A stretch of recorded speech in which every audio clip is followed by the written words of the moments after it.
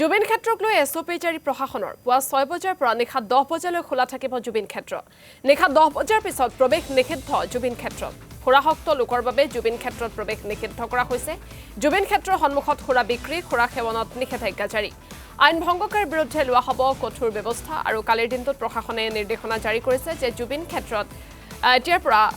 পুৱা 6 বজাৰ পৰা নিশা 10 বজালৈকেহে খোলা থাকিব অৰ্থাৎ এই সময়ছোৱাৰ ভিতৰতহে যিসকল জুবিন অনুৰাগী আছে তেওঁলোকে জুবিন ক্ষেত্ৰৰ ভিতৰত প্ৰৱেশ কৰিব পাৰিব যেহেতু শেহতীয়াকৈ দেখিবলৈ পোৱা গৈছিল যে একাংশই তাত খুৰা সেৱন কৰিছিল জুবিন ক্ষেত্ৰলৈ গৈ বা কিছু সংখ্যকে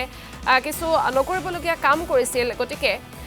সেইবোৰ দেশৰ ওপৰত দৃষ্টি ৰাখি প্ৰশাসনে এনেধৰণৰ সিদ্ধান্ত গ্ৰহণ কৰিছে কিন্তু প্ৰশাসনৰ এই সিদ্ধান্তৰ বিৰুদ্ধে একাংশই এতিয়া মাত মাতিছে কিছু সংখ্যক লোক কিন্তু এই সিদ্ধান্তত অসন্তুষ্ট তেওঁলোকে অসন্তুষ্ট ইতিমধ্যে সামাজিক মাধ্যম যোগেও প্ৰকাশ কৰিছে যে জুবিন গাৰ্গৰ ওচৰলৈ যাৰ মন যায় তেওঁৰ যিকোনো মুহূৰ্ততে আচলতে যাবলৈ মন যাব পাৰে গতিকে চৰকাৰৰ এনেধৰণৰ বাধা নিষেধ বা প্ৰশাসনৰ এনেধৰণৰ বাধা নিষেধ মানি লোৱা নহ'ব বা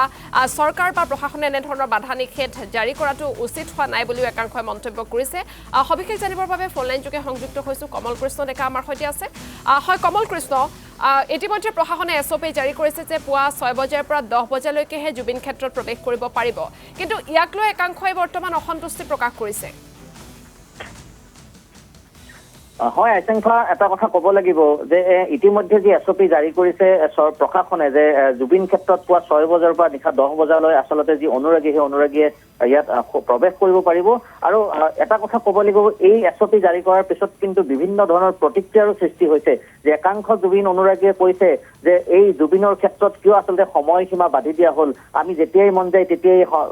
জুবিন ক্ষেত্ৰত প্ৰৱেশ কৰিব পাৰোঁ বা আমি ওলাই আহিব পাৰোঁ এনেধৰণৰ কথাও কিন্তু ওলাইছে বিভিন্ন সামাজিক মাধ্যমতো এই ক্ষেত্ৰত কিন্তু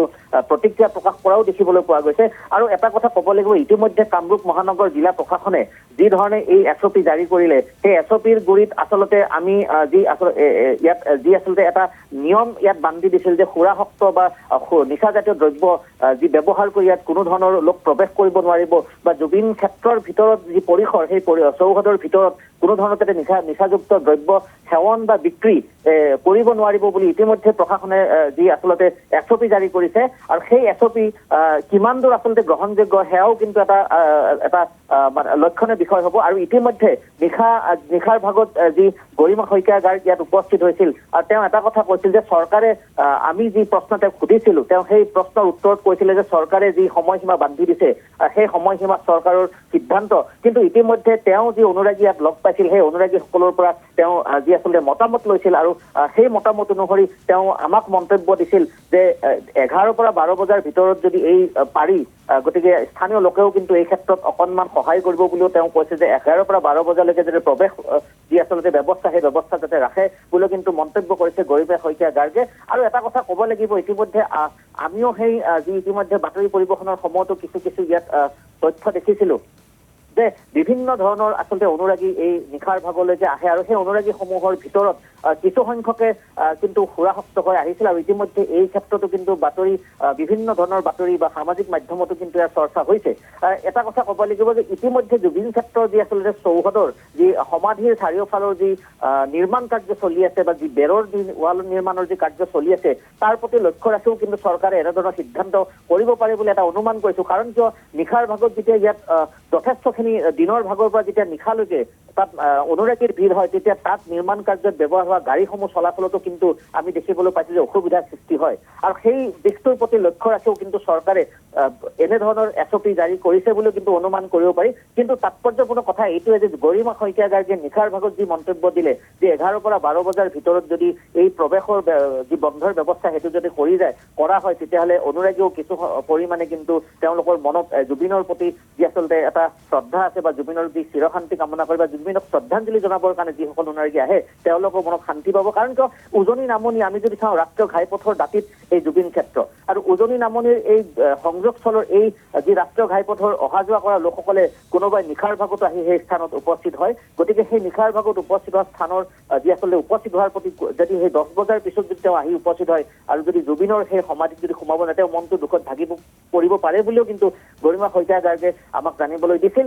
নিশাৰ ভাগত গতিকে এয়া এক সম্পূৰ্ণ আচলতে চৰকাৰ আৰু যি প্ৰশাসন আৰু যি গৰিমা শইকীয়া গাৰ্গ তেওঁলোকৰ যি মন্তব্য, গতিকে এই ক্ষেত্ৰত কেনেধৰণৰ এক ব্যৱস্থা লয় কিন্তু পৰৱৰ্তী পৰ্যায়তহে লক্ষ্য নেব আইচেংফা। হয়, কমল কৃষ্ণ ডেকা লগতে জুবিন গাৰ্গৰ অনুৰাগীসকলে কৈছে যে জুবিন গাৰ্গ ৰাইজৰ মানুহ আছিল, জুবিন গাৰ্গ নিজে আচলতে ৰাতি নুশুইছিল, তেওঁ দিনক ৰাতি কৰি ৰাতিক দিন কৰি তেওঁ কাম কৰিছিল। গতিকে জুবিন গাৰ্গৰ ক্ষেত্ৰত এনেধৰণৰ বাধা নিষেধ বা জুবিন ক্ষেত্ৰলৈ যোৱাৰ ক্ষেত্ৰত এনেধৰণৰ বাধা নিষেধ চৰকাৰে আৰোপ কৰিব নালাগে বুলি একাংশই মন্তব্য কৰিছে। গতিকে এই SOP-খন সন্দৰ্ভত স্থানীয় ৰাইজে কিবা মতামত আগবঢ়াইছে নেকি? হয়, আইচেংফা, এটা কথা মই পূৰ্বতে উল্লেখ কৰিছো যে একাংশ লোকে কিন্তু ইয়াত উদ্ভ্ৰান্তলৈ সৃষ্টি কৰা কথাটো কিন্তু নুই কৰিব নোৱাৰি, আৰু সেইটোৰ ফলত কিন্তু ইয়াৰ পৰিৱেশ বিঘ্নিত হোৱাৰ যথেষ্ট পৰিমাণে কিন্তু আমি যদি চাওঁ এটা আচলতে ইয়াত কৰিছিল বিঘ্নিত। আৰু সেইক লৈ কিন্তু স্থানীয় লোকে এইটোও কৈছে যে তাত যদি আমি অকণমান যদি বাধা আৰোপ কৰিব পৰা যায়, যাতে তেওঁলোকেও এটা ভয় খায় যে ইয়াত আহি যাতে আমি পৰিৱেশ বিঘ্নিত নকৰোঁ। আৰু যদিহে পৰিৱেশ বিঘ্নিত নহয়, তেতিয়া ইয়াত গোটেই দিন নিশা বুলি কোনো কথা নাই, দিন ৰাতি বুলি কোনো কথা নাই, জুবিন ক্ষেত্ৰত প্ৰৱেশৰ ক্ষেত্ৰত কোনো আমি অসুবিধাৰ সৃষ্টি নহ'ব। আৰু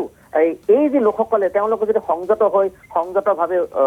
তাত যদি কোনো পৰিৱেশ বিঘ্নিত নকৰা কাম কৰে, তেতিয়াহ'লে জুবিন ক্ষেত্ৰত মান মৰ্যাদা অটুট থাকিব বুলি কিন্তু স্থানীয় লোকে আমাক জানিবলৈ দিছিল। হয়, কমল কৃষ্ণ ডেকা, কালি মুখ্যমন্ত্ৰীগৰাকীয়ে এক মন্তব্য কৰিছিল যে কিছু সংখ্যক অনুৰাগীয়ে জুবিন গাৰ্গৰ শ্ৰদ্ধাঞ্জলি জনাবলৈ গৈ তেওঁলোকে সুৰা বাকি দিয়া এনেধৰণৰ কিছু কথা মুখ্যমন্ত্ৰীগৰাকীয়ে কালি কৈছিল। গতিকে কোনো অনুৰাগীয়ে তেনেধৰণৰ কাম কৰিছে নেকি?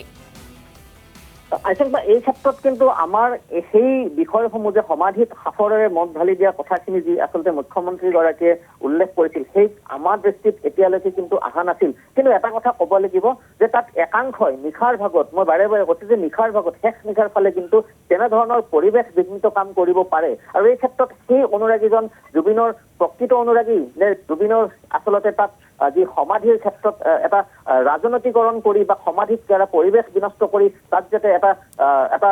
বিনষ্ট পৰিৱেশ সৃষ্টি কৰিব পাৰি, তাত যাতে এটা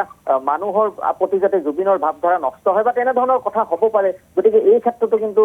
আমি সেই বিষয়টো বাৰে বাৰে কৈছো যে তাত আমি সুৰাৰ আমি দেখা পোৱা নাছিলো, কিন্তু মুখ্যমন্ত্ৰীগৰাকী তাত আচলতে কেনেধৰণে তাত সেই তথ্য গুচি গ'ল বা কেনেকে পাইছে তেওঁ সেইটো প্ৰশাসনৰ লোক আৰু মুখ্যমন্ত্ৰীয়ে গম পাব। আৰু নিশাৰ ভাগৰ যিসকল অনুৰাগী তেওঁলোকে সুৰা পান কৰি আহে, একাংশ আহে, মই বাৰে বাৰে কৈছো একাংশ আহে। গতিকে সেই দৃষ্টিকোণৰ পৰা চাগে মুখ্যমন্ত্ৰীয়ে সেই কথাষাৰ কৈছিল বুলি অনুমান কৰিব পাৰি। কমল কৃষ্ণ ডেকা, আপোনাক এই মুহূৰ্তত ধন্যবাদ জ্ঞাপন কৰিছো আপুনি এই সন্দৰ্ভত সবিশেষ জনোৱাৰ বাবে।